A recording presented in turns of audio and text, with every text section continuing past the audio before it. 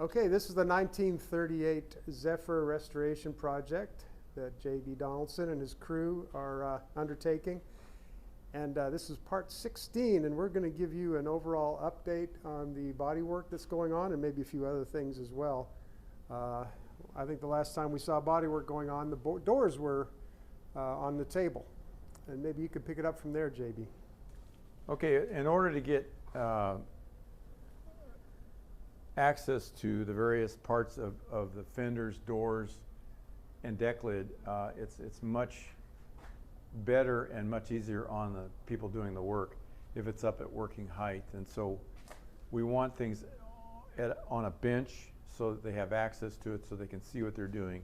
Right. Trying to work on a car when it's assembled is very, very difficult, especially down around the bottom. So we don't want to do that. And we see a lot of cars that are not done properly just for that express reason. So we want to get the rough bodywork done, and then we want to mock it back up on the car to check the interfaces between the various parts. For instance, this is this part of the front of the Zephyr is part of the cowl. It does not come off, as you can see from here. Right, that's one piece, right? That's exactly right. And it's all welded to the chassis, so it's because it is a monocoque, it really cannot be removed. So that part of it is done on the car. Yep. And then we remove the fenders, the doors, and the deck lid, and we do that up on a working height on a bench. Now, in an earlier episode, we showed the fenders off being blasted. Exactly. And I believe same with the doors. Yes. And so I definitely see, that's front and back fenders and the doors, I guess, in the deck lid. Yes, all exactly. come off. And the hood. And the hood, right, of course. Yep. So those all get worked off, and then they are made sure they're fitted back. Right. At a certain point. Now, when is the time? What is the changeover to when you have them off to when you put them on to work on?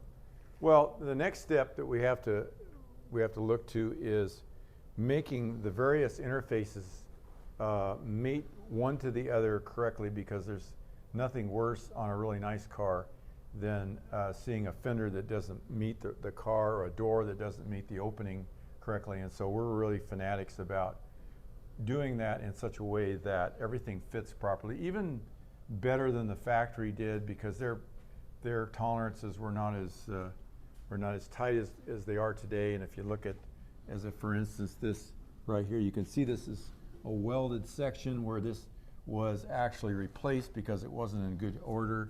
Mm-hmm. So we took one off of another car, we welded it in, and then now we're going to put the headlight door, or the headlight rim as people would call it, on the car, so that the headlight rim flows into the fender better than it did from the beginning. And the only way we can do that is to start with something a lot better condition. The one that we had was bent and twisted and rusted, so we just threw it away. We welded a new piece, and then you can see the interface right here where it's welded, and then that'll be chamfered and filled. And then we'll mate it up to the headlight door so that when the paint goes on, it all flows one into the other the way it should. And it's funny, because even when you're just pointing at that and saying we just cut that out and exactly, that's a lot of work. It's a all huge, by itself. It's a huge amount of work, project. But you're not going to get away with it if you try and cobble the thing together, because later these female screws are not going to be there, so you can't put the framework for the headlight. It's just going to multiply your problems further down. Yeah, you have a problem at one layer, you're going to have more problems as you go on other layers. You cannot cover problems, because what happens inevitably is that you end up spending a lot more time, and we don't want to do that. Right, okay, good. See, now over here you can see where we started to ferret in this trim for the headlight bucket was reworked, and now we're starting to put a very thin layer of filler here. 1/16 of an inch to an 1/8 is more than adequate, and anything beyond that is not really stable. So we try to keep everything under 1/8 of an inch, such that you're not going to have cracking years later. Right, got it. So if you look at the doors are particularly difficult. They've spent almost a week on these doors, getting these doors to flow from the door into the cowl. This door, Right, you know, look at might be that. proud out this way and back in that way and this way. Now, all it has to be metal worked, and sometimes we have to use actually a porta power to actually a hydraulic device to push the door out to mate to this section of the car because again, that bodywork right there doesn't move. No. You can't adjust that at all. No, exactly. So everything has to work to that. Right. And so when you see this, when it's done, it all appears to be very simple to do, but I can guarantee you that, especially with respect to the doors, because of course the doors open and close. So they have to have clearances to come out. It's a very complicated object, and it's a round object. It's not a square door. Right. So you got these interfaces become extremely complicated, and Right. we have to do it in such a way that it's not only fits properly, but we've got gapping that's consistent around here. And then up in the drip rail, which is typically unstable on a stock car, so we went in and welded these underneath so that the paint wouldn't crack after the fact. Okay. That's looking, you know, 5 years down the road, but Sure. it's an important consideration. And then the jams, we have a similar situation, such that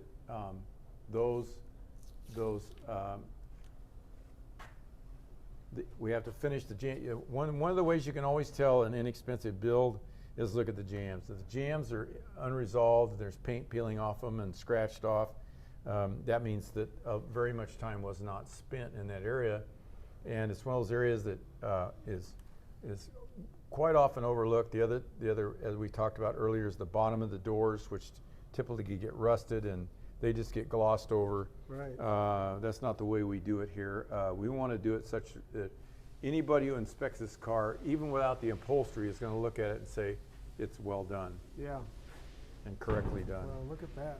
Okay, now over here you see where the fender didn't meet the body line here, and so what they're doing is they're taping this off. They're going to work some filler up to it so that this flows from this plane into that plane, okay, without a giant gap or a giant dip. Right. You can see this fender is actually taken down to white metal. Yep. And then as we have a little bit of problems, we're going to use a little bit of filler. This is a 1/16 of an inch, not a lot. Yep. They hammer and dolly it out, and then they'll use a bit of filler. And then we got the same consideration down here where the fender hits the body line. There's so much curvature here. Yeah, there's gotta no be flat really- spots on a Zephyr. It's Yeah. probably the hardest body on planet Earth to actually get right, and it does take time. But then when Sure. you get it correct, I mean, it's just It's like incredible. nothing else. Yeah, it's just like nothing else, exactly. The deck lid, Wow. you can see how the gapping That's beautiful. is all even.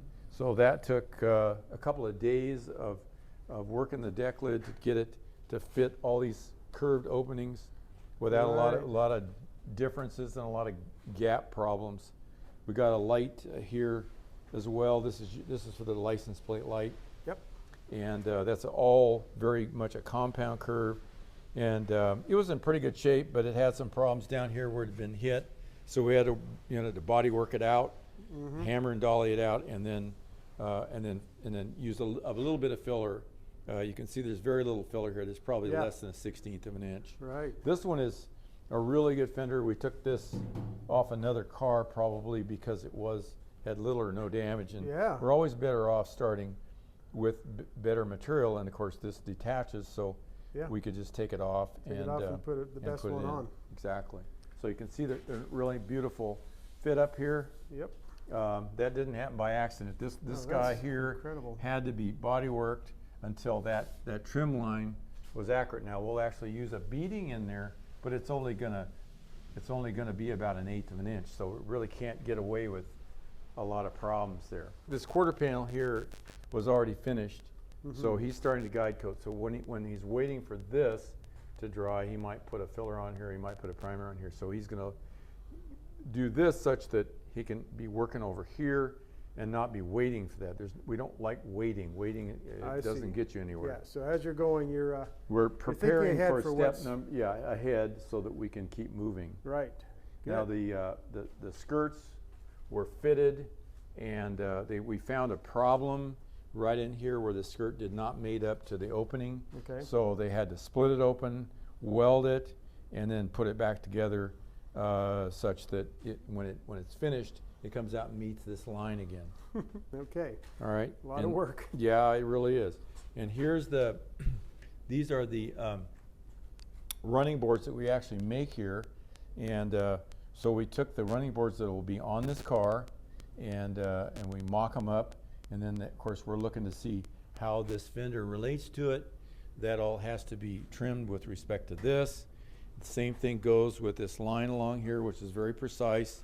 You see how this fits up, okay? That's the way it's supposed to fit when it comes. Wow, yeah. The old ones could be an inch too long or half an inch short. Wow. And they were just a nightmare. So we actually started manufacturing these running boards for the 36, 7, and 8s ourselves. And we also make them for the 39s now.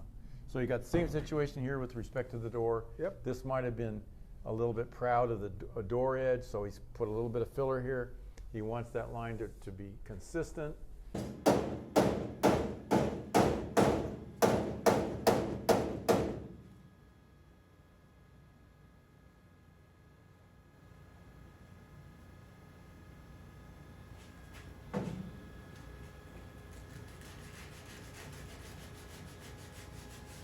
He wants the gap to be consistent. Yep. And so we got the same thing going on over here as we did over here. Right. On the cowl, we decided that because the cowls are such a pain in the neck, that we would just fill this one. The old cowls always leaked, so they let water in the car. Well, that was a problem back in '38. Yeah. We don't want it to be a problem now, so we filled it in. By the time we get over filling it and fairing it in, you'll never really know it had one. Right. They're really very difficult. Now the dashes are welded to the car, Okay. and so they will have to be wood grain in place. Okay. Okay, and So you we've can't now send we've it done- off somewhere. No, we cannot. And we do the wood graining right here, and we have an incredible wood grainer Okay.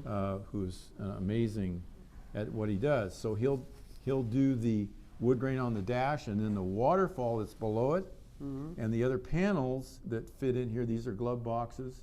That will be finished as this is done. There is first there's a prep, and then there's a prime, and then there's a base coat, and then there's a grain coat, and then there's a clear coat. And then after that is all done, then it's block sanded and polished, and all those pieces have to be done at the same time because we want the colors to be correct. So when you say all the pieces, those are those are ashtrays? Exactly. On either side of the, Yes, there's 1, 2, 3, 4, 5, 6, 7, 8 pieces that all have to be wood grained to match exactly one with respect to the other. So before you start that, they have to be fitted, make sure they all fit with each other and line up. Exactly, and that's already been done. And be all cleaned up and ready. So you can assemble it and paint it, and then, paint it is not the right word. No, it's but the wood whole process you just talked about. With all it's the a wood steps. graining technique that was developed back in the 30s. This car was not wood grain originally, but by 1940, the Zephyrs were wood grain because I'm sure there was some complaining about why they were not wood grain, because it was a kind of a commonplace thing to do in a really high-end car. Sure. Okay. Well, this explains why it takes some time to the eye just glancing. You think, well, not much has happened, but really, when you describe all these different areas that need work, and each one is hours of work to get it just right. Both these doors were finished on a bench. They were brought over. They didn't fit properly, so we had to tuck them in, bring them around, make them fit the car properly, and you can see that it really wasn't much to do, but they were not correct. And they're looking great now. Yeah, they really are. They've really done a really incredible job. And when we get this beading in between the fender and the body, you can see that on the 39 that we did. It'll be the same color as the car, so it'll flow one plane into the other. Gotcha. Additionally, these chrome pieces here, there are 4 pieces here behind the emblem, and what we've done is we've taken those, and they had a clip on them that was made out of bare steel, and the clips, it turns out, are unique to that one piece of chrome, the only chrome on the planet Earth that ever used those clips. I can assure you, because I looked, because they're little tiny things, and so we redesigned them.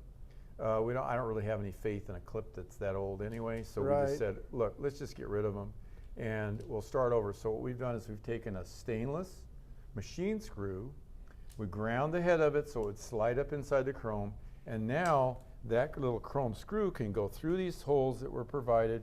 We can put a stainless flat washer and a stainless lock nut on the back side, and we can draw those up.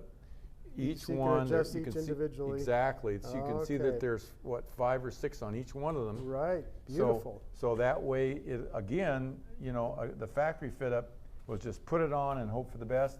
Over the years, those clips have become rusted and you can't adjust them. No, you can't. There's no adjustment. They just pop in, which was probably okay in 1938. Yeah. But it doesn't work anymore because people are just not going to accept the fact that these are loose here and tight here and loose here. So we're just going to make something we can draw the whole thing in properly and tighten them up and make them look like they should.